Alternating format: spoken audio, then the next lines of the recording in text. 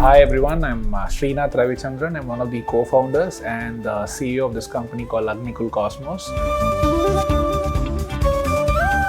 Its missions on what the government needs and so on, and they're very different from sometimes what the commercial applications are.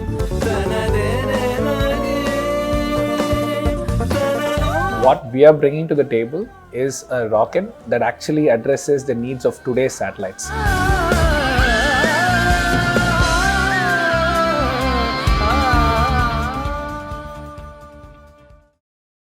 India, particularly in terms of space tech, has been very promising in terms of whatever it has delivered. However, ISRO has focused a lot more on its missions, on what the government needs and so on, and they're very different from sometimes what the commercial applications are. So what we are bringing to the table is a rocket that actually addresses the needs of today's satellites. Just to put things in perspective, a rocket is simply a machine that takes satellites to space. And if satellites have changed in the last 20-30 years, rockets also should change. And so that's what we're building, the new type of rocket. I think between the first launch and the 100th launch, for example, what really is going to make a difference is scaling with quality in mind, right? There is no such thing as a low quality space product, right? So you're always focusing on delivering the exact same thing every single time. So I think that is actually the challenge, at least for us, because we have taken that 5-6 years to develop a whole host of technologies, which are all completely developed in-house, and which is what is needed for a small rocket. And that's what was put together, and it flew successfully last year. So we know now that what to do to make something fly and to get it to where we want it to go. The next thing is, can we fly the exact same rocket in the exact same way on another day? So for that, the focus, I think, at an ecosystem level, let's say for example, we want to build 100 rockets. At an industry level, I think things are actually already out there. It's not like it's new, it has to be developed. So the challenge is not so much from the industry. There's a little more that has to be opened up in the policy, because today we get a lot of one-off permissions or permissions for say 1 launch or 2 launches. Probably that will have to happen at a package level, like 10 launches and so on. And every launch, particularly at least from a rocket standpoint, involves coordination with about 20-30 departments. You're alerting the aviation guys, you're alerting the marine people, you're alerting the local panchayats, because there's so much of safety clearance required. So that probably will have to be a little better, oiled. But again, the framework is in place. Now coming to the people part of it, I think that is a very interesting challenge here, because at least what I have seen in the last 7 years is it takes a certain kind of an attitude to build a launch vehicle. Like, you need to be innovative, you need to be flexible, but at the same time, sometimes you just have to follow orders, right? Jugaad doesn't help. In fact, sometimes it is better to simply listen and take orders, but it is not enough sometimes. Sometimes you'll also have to go and innovate a little.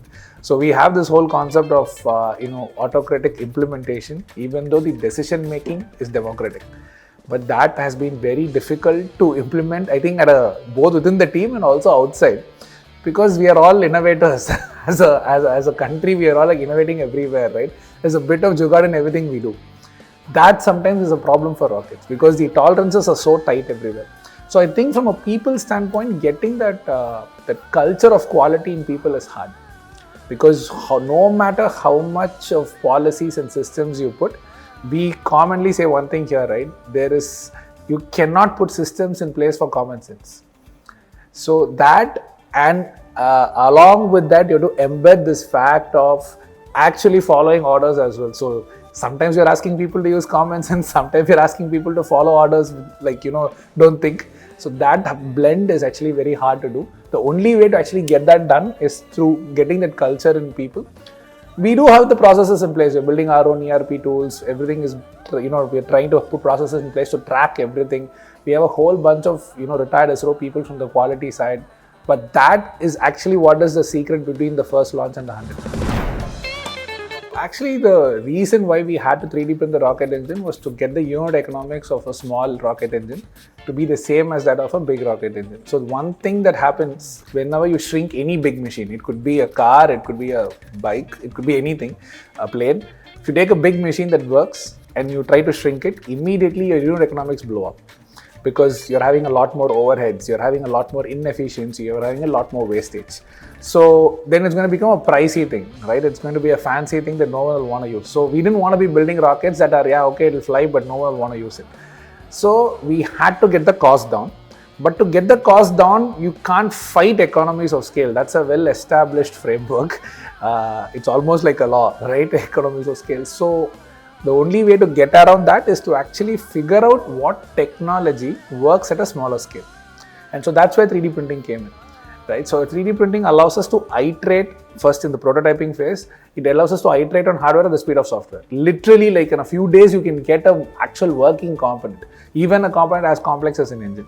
And this is where I think the team has done a great job in coming up with a design where the entirety of the rocket engine is 3D printed in a single shot. So we call them one-piece rocket engines. One piece because there is nothing to assemble in the rocket engine. What comes out from the 3D printer is a full rocket engine. So because it is made that way, there is very little assembly time in making the engine. Yes, the rocket has to be assembled to the rocket, but there are no welds in the rocket. In the rocket engine, there are no fasteners in the rocket engine itself. All the complexity of getting the fuel into the engine, allowing it to mix, burn, and have an exhaust, along with the igniter that starts this whole process, it's all printed as a single piece of hardware. So I think that has been the big contribution from the team as well, and we have now tested it many times. We also flown one of those engines only flew last year as well. So reasonably confident about the technology and what it can offer.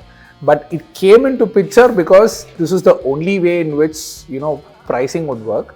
But now we are seeing other advantages. Because it's a single piece thing, the whole process is almost like automated, right? We don't need operators to go and actually keep meddling.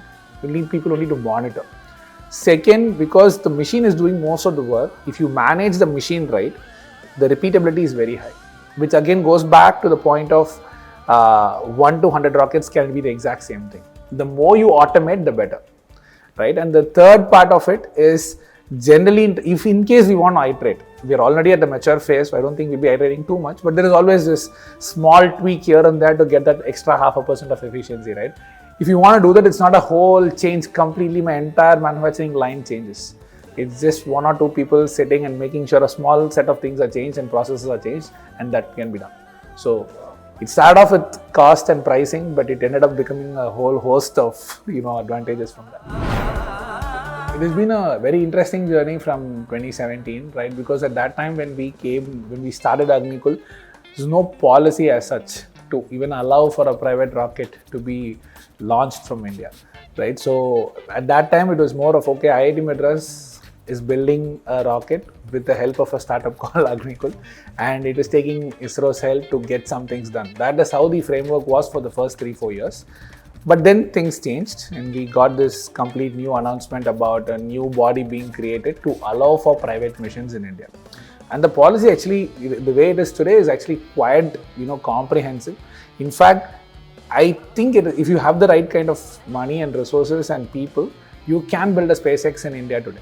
At least policy-wise, no one is stopping you. You can launch multiple times, you can launch from anywhere, you can retrieve rockets, whatever that you see happening in the best of the best rocketry missions in the world, you can do it in India today. So the only question now is, will people catch up to that, right? The policy now allows for that. ISRO, that is how we initially got, thought about ISRO. But now ISRO, because of the creation of this new entity called InSpace, ISRO has become more of the reviewing body in a way, more of the body which facilitates things. We work with at least 50-60 people who are from the retired ISRO community, people who have built various subsystems of rockets, or people who have configured full vehicles as well. Those have been amazing interactions. We learn a lot about being humble, always being a student of nature, always being in the mode of, okay, there is always that last 1% that I should still try to figure out. That attitude I see almost across all the people we interact with, irrespective of their seniorities, irrespective of the functions they are doing and so on. So a very humbling experience to be working with these people. I got into rocketry just because I love rockets, right? It's a very, in that way, it's a very selfish, small goal. I like building rockets. I think something can be done to the industry, so I got it. That's how it came in, because I grew up as a space enthusiast in Chennai, but I did my bachelor's degree in electrical engineering, then a master's degree in financial engineering, then 6 years of Wall Street, then switching to aerospace engineering, doing a master's degree there, and even before finishing it, AgniKul I started, right? So in that whole journey, the pursuit for a long time was only about this core thing of can we put something in orbit. That was been the big, almost the skittish goal of can we launch a rocket. But over the last 7 years, it is actually, I think I have transformed quite a bit. In fact, I always tell the team also, when you're building a product as complex as a rocket, you think you're building the rocket, but the rocket is actually building you, right? And it is as much as you are leaving your signature on the rocket is also signing off itself on you. So I have changed, I think. First thing is, I didn't realize the amount of ecosystem impact the company is having. Like, I always feel like we are this funnel of, for a pool of capital to come from various places across the country or across the world also.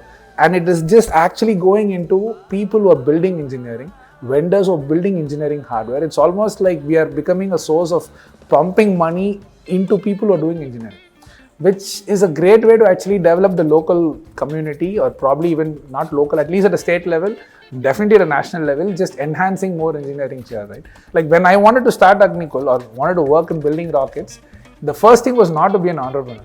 It was like I didn't see any other way, because there was no companies that were building rockets in India privately. So this is almost like, okay, if you have to build a rocket, you have to do it from scratch yourself. But today there is an AgniKul, and there are a couple of other companies also. And that is the same story with every sector within space. So I think today that is there, which is great. In terms of, I think generally in terms of the impact on the ecosystem, this is the supporting the engineering talent has been great. But beyond that also, I think space tech particularly has generally taught me about, this whole fact of if you develop one area of engineering, you're also developing an entire set of engineering systems around it, right? And we have seen every application that we use today has always had the first step taken in the space sector before it got into the commercial day-to-day market. The classic example today that a lot of people talk about but they're not very aware of is autopilot. We all talk about autopilot today from a autonomous EV standpoint and so on, but autopilot as a theory in control systems developed for orbital class rockets, because that's a machine that's flying so fast that you really can't maneuver it manually. So a lot of things had to be automated, and the vehicle had to fly itself to orbit. So the very fundamentals of autopilot actually developed in rocketry. Now, of course, we have added AI to it, we have added a lot more sensing to it, but the core algorithms and the core concepts are still coming from that branch. So I think that's the advantage of space. When you work on one thing, you're developing all these things. So coming back to what is the impact really for me or what I want to do, I think I myself have morphed into more of, okay, what else can I give back to the ecosystem? So that I think is, still the rocket fan in me exists, but I think as a founder, as a CEO, as a person responsible for setting the vision, I have also transformed a little more into how can I enable people to do it? Because I think the team here has always surprised me, right, in a good way. They always surprise me. Every time there is something that is looking infeasible, if you really mean it and you give this as a goal, they have delivered on it. And my bar has always kept increasing. We always imagined a single piece rocket engine, but there was so much hesitation in the general community outside of AgniKul that this is even possible to print a rocket engine. But given that we took it seriously and we didn't think there is a backup, people just got it done. And I see that is at a big level, but I'm seeing it at a day-to-day level and getting things, when you want, pushing vendors, asking for help, getting things done where otherwise it would have looked impossible. Like a very simple thing, our 3D printer sits in the first floor of an IT park.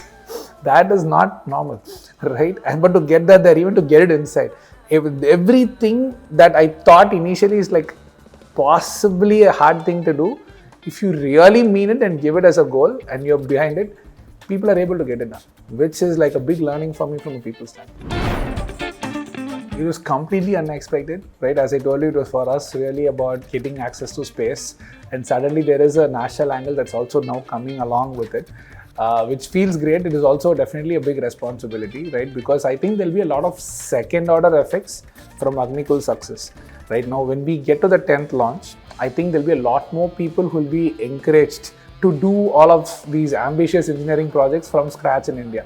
I think the Make in India part really worked well. I think we have become a good manufacturing hub globally. But the design in India part is still catching up. And I think in one way or the other, we are among the few companies that have become representative of that, because there's a lot of core IP being generated here that has not even been done anywhere in the world. So I think that way, both humble that we have this opportunity and also feeling that responsibility that, investors are there, policy is there, people are there. Like, why can't this rocket fly? It almost feels like it's a wrong thing to do if you're not getting this mission successful. I've seen the second order effect happen once, right? Like, for example, in 2017, even to get a single $1 million check to fund a rocket company was like close to impossible. I should thank funds like Special and so on, who came in very early and who supported us, right? But it was, I think, 400 500 pitches with only one yes, right? So that is how hard it was. Today, I'm seeing so many space tech companies easily get access to the first 2 million, which is in a way a little irritating, but also at the same time, if I tell myself to take the big picture view, it's like, oh wow, that means actually seeing the successes of us and maybe a couple of other people, the first few million is actually available for real R&D in India. I think that is a sector level change, right? That's a theme level change.